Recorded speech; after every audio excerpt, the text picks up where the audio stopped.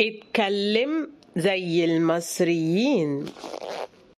أسماء الخضار بالمصري: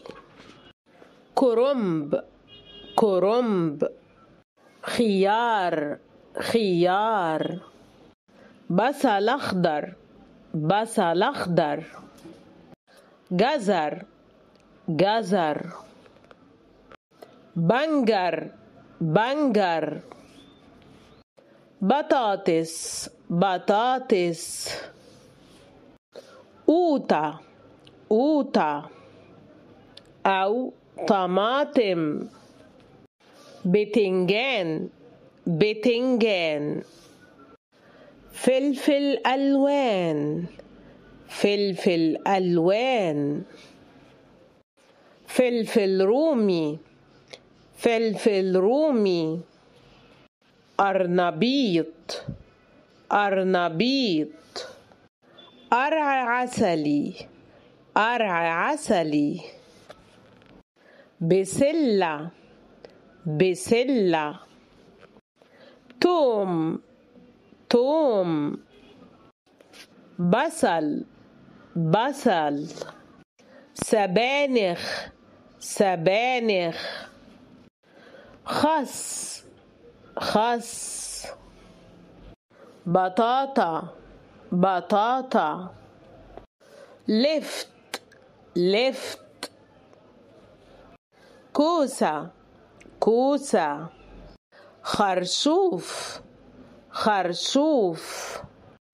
سلق سلق، قلقاس قلقاس، فلفل حراق فلفل حراق، زيتون زيتون، بقدونس بقدونس، كرفس كرفس، كرات كرات، بروكلي بروكلي، ملوخية ملوخية، قلقاس قلقاس، خبيزة خبيزة، جرجير جرجير،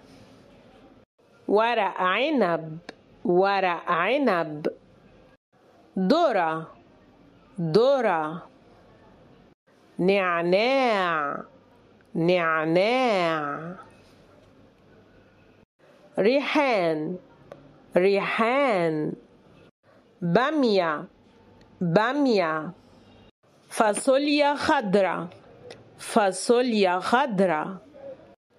قتة قتة، زنجبيل زنجبيل، كابوتشا كابوتشا، فول حراتي فول حراتي،